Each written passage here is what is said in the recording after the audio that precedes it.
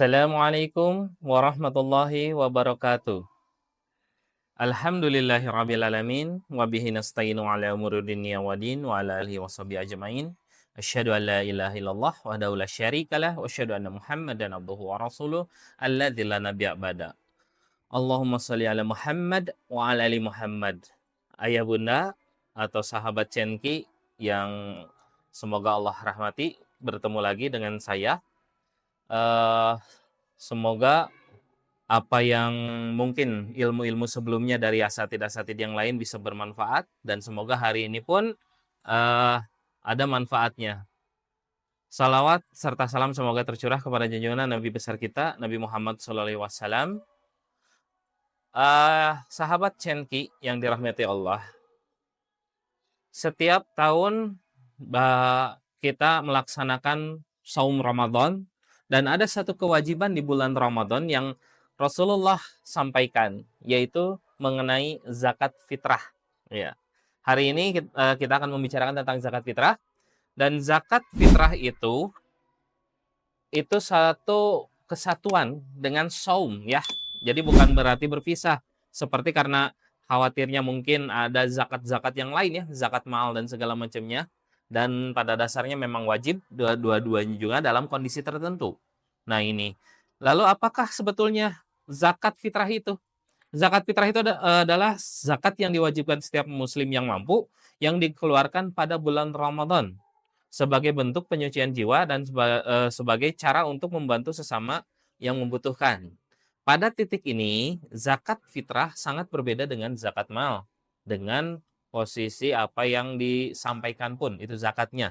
Nah, definisi zakat fitrah yang dikeluarkan oleh setiap muslim, tepatnya itu menjelang hari raya Idul Fitri, ya. Untuk mensucikan dari dosa-dosa yang mungkin terjadi selama bulan Ramadan. Itu menurut ulama, ya. Dan manfaatnya pun bisa dirasakan bahkan oleh penerima.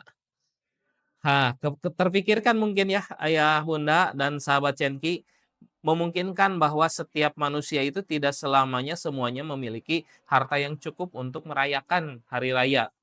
Setidaknya misalkan di rumah ada makanan, tapi ada beberapa sahabat-sahabat kita, tetangga kita yang memungkinkan ternyata tidak punya makanan. Nah itulah pada saat hari raya Idul Fitri kita memberikan bantuan seperti itu kepada teman-teman kita, ya, di tetangga mungkin. Dasar hukum yang tentang zakat itu sangat banyak, ya. Sekitar mungkin antara 26 sampai 27 ayat yang menyandingkan antara sholat dan zakat. Wa aqimus sholah wa atuz zakat. Ya. Ini pada tentang zakat secara globalnya. Allah di dalam Al-Qur'an menyandingkan antara sholat dan zakat, dan kita tahu bahwa sholat itu wajib. Dan zakat ternyata kalau misalkan sudah beriringan, maka wajibnya hampir sama, ya, hampir sama kewajibannya sholat dan zakat, sampai selalu disandingkan antara dirikanlah sholat dan tunaikanlah zakat, tidak tertinggal gitu, seperti itu. Maka di dalam Al-Qur'an zakat itu terlihat sangat wajib, ya, seperti itu. Lalu di dalam hadis Rasulullah SAW pernah bersabda bahwa Rasulullah SAW mewajibkan zakat fitrah 1 syak kurma atau 1 syak gandum atas umat muslim, baik hamba sahaya maupun yang merdeka, laki-laki maupun perempuan, anak kecil maupun besar. Ya, beliau Shallallahu Alaihi Wasallam memerintahkannya dilaksanakannya sebelum orang-orang keluar untuk sholat Id. Ya, itu hadis riwayat Bukhari Muslim. Di dalam ijma pun para ulama sepakat bahwa zakat fitrah adalah kewajiban bagi setiap individu yang mampu. Dan dengan ketentuan yang telah ditetapkan seperti jumlah yang dikeluarkan dan waktu pelaksanaannya. Di sini seluruh individu yang mampu. Dan ada kalimat kecil dan besar, maka anak kecil yang biasanya, mohon izin, sholat itu wajibnya adalah bagi orang yang sudah baligh. Tapi untuk zakat fitrah itu wajib untuk anak kecil. Kok seperti itu, ya? Nah, sebetulnya wajibnya bukan ke anaknya, tapi ke walinya. Saat ini mungkin ayah bunda sebagai orang tuanya langsung. Tapi kalau misalkan anak tersebut sudah yatim dan piatu dan ada walinya, maka walinya yang wajib untuk membayarkan zakatnya. Nah, seperti itu. Yang tidak wajib itu hanya mungkin hamba sahaya yang kondisinya memang tidak sanggup sama sekali, ya, seperti itu. Kewajiban umum zakat fitrah wajib bagi setiap individu muslim yang memenuhi syarat tertentu, yaitu muslim, merdeka, berakal, dan memiliki kemampuan untuk menunaikannya, ya, secara materi.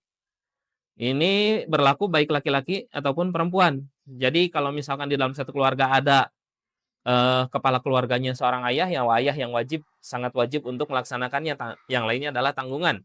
Jika misalkan posisi ayah sedang tergantikan oleh ibu, maka ibu yang wajibnya.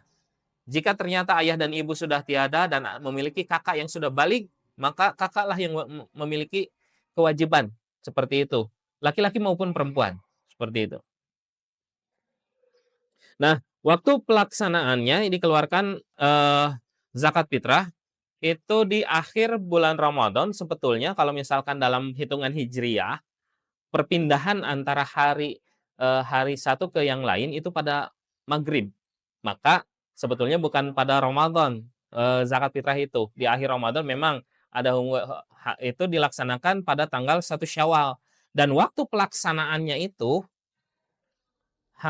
setelah sholat subuh di tanggal 1 Syawal sebelum dilaksanakannya sholat Id. Adapun mungkin sebagian masyarakat eh, menyampaikan zakat fitrahnya itu dilaksanakan pada malam hari menjelang sholat Id. Itu hanya pendapat atau ijma dari beberapa ulama. Tapi dalil dasarnya adalah setelah sholat subuh sebelum sholat Id. Ya, makanya insya Allah di Cendekia Qurani ini kita akan melaksanakan waktu yang paling tepat. Ya, itu pembagiannya. Terus, nah, perbedaan antara zakat fitrah dan zakat mal mungkin harus hati-hati karena ada sebagian pendapat yang mengatakan bahwa zakat fitrah dan zakat mal sama-sama zakat, jadi arahnya sama aja, ya, seperti itu. Zakat fitrah sebetulnya agak berbeda ya, karena ini zakatnya khusus. Zakat fitrah adalah kewajiban yang harus dilaksanakan setiap tahun pada akhir bulan Ramadan dan dikeluarkan dengan tujuan penyucian dan serta membantu orang miskin di hari raya. Sedangkan zakat harta atau zakat mal atau eh, zakat mal itu yaitu zakat dikeluarkan atas harta seperti emas, perak, dan uang tunai hasil pertanian atau harta yang telah mencapai nisab, batas minimum harta yang dikeluarkan. Nah, zakat mal diwajibkan setiap tahun, ya. Jika seorang memiliki harta yang telah mencapai nisab dan melewati 1 tahun atau haul, ya, seperti itu. Lalu jenis di zakat fitrah biasanya dihitung berdasarkan bahan pangan utama, hanya bahan pangan utama saja. Ya, seperti kalau misalkan di Indonesia kita menggunakan, kalau bahan pangan itu ya bukan makanan pokok. Kalau makanan pokok kita adalah nasi. Tapi kalau misalkan bahan pangannya dari nasi adalah beras. Nah, itu. Jadi bahan pokoknya seperti beras, kurma, gandum, ya, dan takaran tertentu dengan ukuran 1 sya'. 1 sya' itu kalau dikonversikan ke dalam kilogram itu antara 2,5 sampai ada yang berpendapat sampai 3 kilogram, ada yang berpendapat sampai 2,7 tergantung masa jenis dari bahan pokok tersebut. Dan masa jenis bahan pokok yang kita gunakan di Indonesia adalah beras. Maka beras itu setara dengan 2,5 kilogram beras. Ya, seperti itu. Sedangkan jenis harta di zakat mal itu berbagai jenis.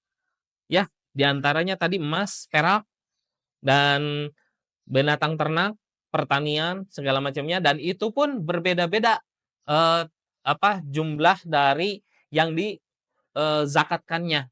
Seperti zakat peternakan dari empat hewan ternak yang berjalan selama 1 tahun, bahwa satunya itu adalah untuk zakat. Jadi perbandingannya seperti itu.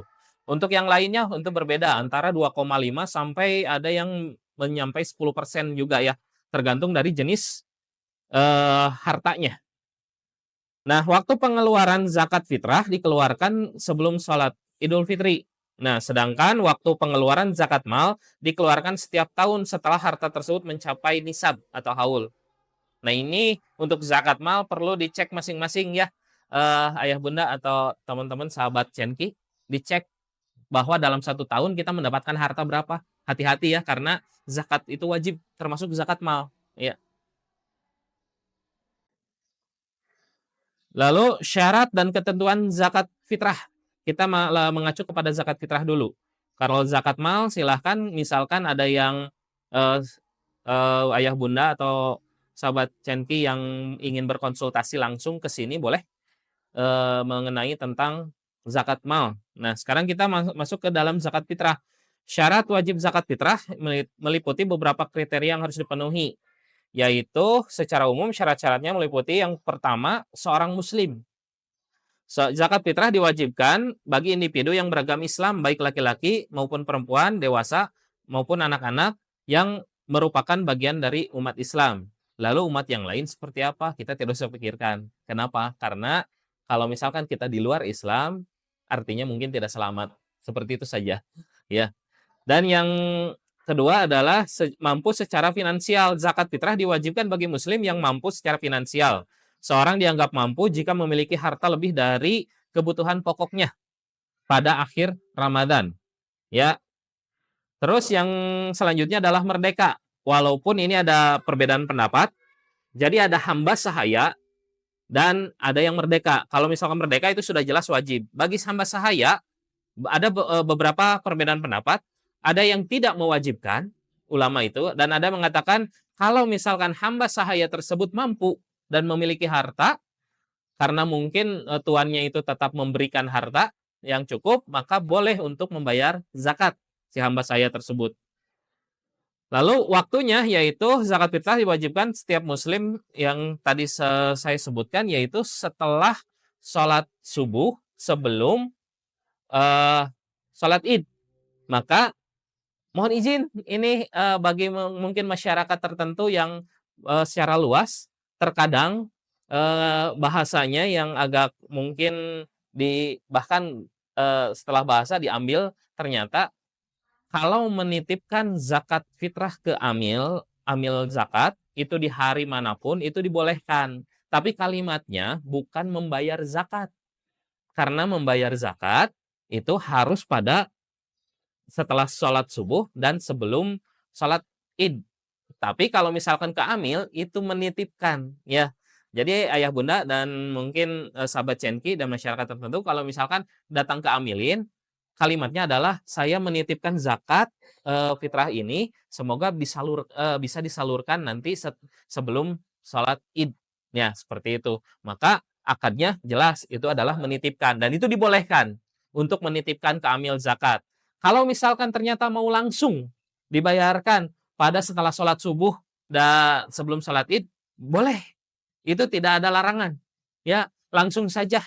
Misalkan ada tetangga kita yang benar-benar kekurangan dan mungkin terlihat bahwa agak kesulitan akses dari amil zakat menempuh itu, maka segera kita ambil gitu ya. Berikan kepada beliau yang kekurangan tersebut. Itu boleh.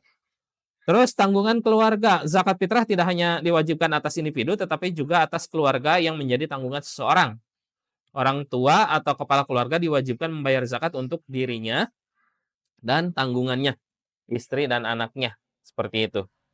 Lalu ketentuan penerima zakat fitrah.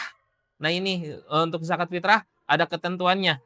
Yang pertama, ini urutannya sesuai dengan yang dibutuhkan. Yang pertama adalah orang fakir.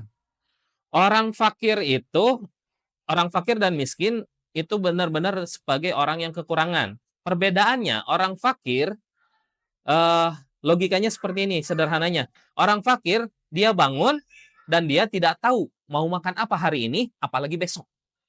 Ya, itu orang fakir. Dan tapi orang miskin, untuk kehidupan sehari-hari mencukupi, ya, mencukupi kehadiran sehari-hari. Tapi untuk kehidupan barang-barang yang lainnya itu tidak bisa, hanya bisa makan kesehariannya, tapi besok belum tentu juga. Nah, seperti itu miskin. Jadi fakir lebih bawah daripada miskin, ya. Terus yang ketiga adalah amil zakat, yaitu petugas yang mengelola dan mendistribusikan zakat. Ya, ini boleh mendapatkan bagian dari zakat tersebut. Yang selanjutnya adalah seorang mu'alaf, yaitu orang yang masuk Islam yang membutuhkan bantuan untuk memperkuat iman. Ya, untuk memperkuat iman sebagai tambahan hadiah-hadiah semacam gitu. Walaupun dalam keadaan yang lain kita sebagai seorang muslim boleh memberikan banyak hadiah kepada mu'alaf karena itu yang sering Rasulullah lakukan, menyanjung dulu para mu'alaf supaya apa? Bertahan di dalam keislamannya. Yang selanjutnya hamba sahaya atau seorang budak dalam bahasanya, itu boleh diberikan bagian dari zakat fitrah. Dan yang keenam adalah orang yang berperang di jalan Allah, ya, mujahidin. Terus yang ketujuh adalah orang yang berhutang. Itu boleh menjadi bagian penerima zakat, ya, atau mustahik disebutnya. Dan kita sebagai pemberi zakat itu muzaki.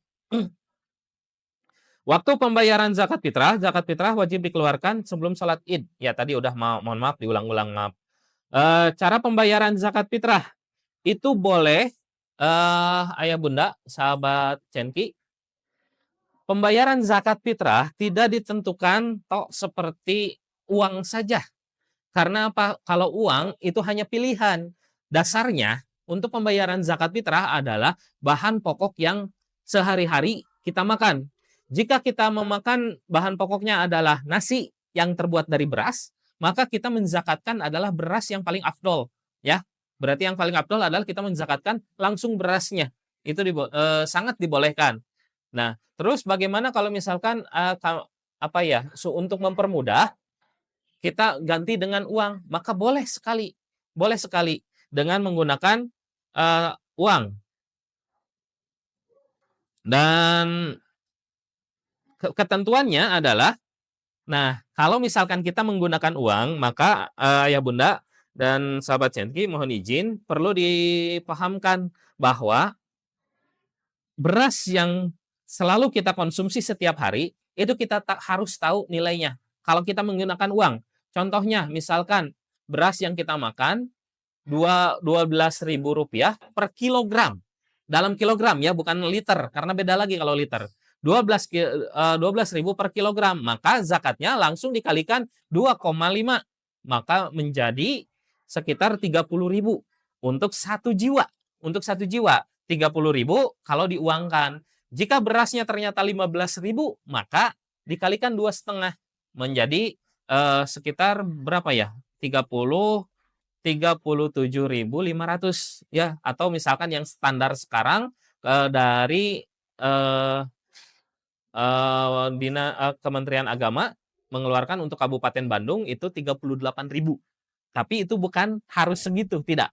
Tergantung makanan pokok yang kita makan. Kalau toh ternyata dari ayah bunda ada yang memakan beras yang harganya 20.000 per kilogramnya, maka harus membayar zakat. Kalau ingin diuangkan wajib, yaitu 50.000 per jiwanya, ya. Jadi tergantung berasnya. Maka kalau pengen pakai uang silahkan cari dulu informasi berasnya itu harganya berapa. Tapi kalau misalkan di rumah ada berasnya, lebih baik berasnya saja supaya aman, ya, seperti itu. Itu dah. Kalau misalkan agak kesulitan menghitungnya, boleh langsung bertanya kepada amil zakat gitu ya. Amil zakat itu silakan tanya. Di sini ada amil zakatnya, boleh ayah bunda atau sahabat Cenki yang datang ingin tahu harganya berapa, silahkan. Dan insya Allah ada kalkulatornya. Kalau misalkan seperti kasusnya di Arjasari ini ada yang masih menjual beras dengan liter, ya, liternya misalkan 12.000 per liter, maka dikalikannya bukan 2,5 lagi karena liter dengan kilo beda. 1 liter itu, satu liter itu hanya 0,7 sekian kilo. Berarti harus dikali 3,5 kali 3,5, maka dari 12.000 itu dikali 3,5, maka sekianlah zakat fitrahnya. Nah, lalu cara pembayarannya apakah boleh langsung? Boleh langsung ke orang yang bersangkutan yang ingin tadi sebutkan, dan juga boleh melalui lembaga zakat, yaitu Amil Zakat yang sekarang di Cenki pun insya Allah dibuka, dan terkhusus untuk siswa-siswa Cenki itu diharapkan untuk membayar di sini karena belajar di sini, keseharian di sini, dan akan kami salurkan ke daerah-daerah yang paling dekat dengan Cenki, ya seperti itu. Mungkin, sekian dari informasi dari kami, dari saya khususnya. Mohon maaf jika ada kata-kata yang salah dari saya, dan saya mohon ampun kepada Allah jika memang benar-benar karena kesalahan itu adalah dari saya sendiri. Dan kebenaran itu hanya dari Allah, tidak dari mulut saya, tidak dari apa yang saya sampaikan, karena kebenaran hanya milik Allah Subhanahu wa taala. Jika ada pertanyaan-pertanyaan mengenai zakat dan masih kebingungan, boleh ayah bunda atau sahabat Cenki menghubungi kami, menghubungi mungkin saat ini yang menerima itu adalah Ustazah Elis dan Ustazah Yanti, dan boleh juga ke saya, boleh juga ke Ustadz Ilan, boleh juga ke Ustadz Reza. Silahkan sampaikan pertanyaannya atau tentang zakat fitrah, dan perlu diingatkan kembali bahwa zakat itu adalah wajib. Maka hal yang wajib itu harus hati-hati. Jika misalkan keluar dari hukum, maka nilainya tidak ada. Contohnya misalkan sholat subuh wajibnya adalah 2 rakaat. Supaya kita pengen lebih soleh jadi 3 rakaat, kalau di sholat 3 rakaat di subuh, maka tidak diterima sholatnya. Karena itu sudah ketetapan. Makanya karena zakat juga itu adalah kewajiban, maka harus hati-hati ya. Terima kasih sudah mendengarkan. Jazakumullah khairan katsiran. Billahi taufiq wal hidayah. Wassalamualaikum warahmatullahi wabarakatuh.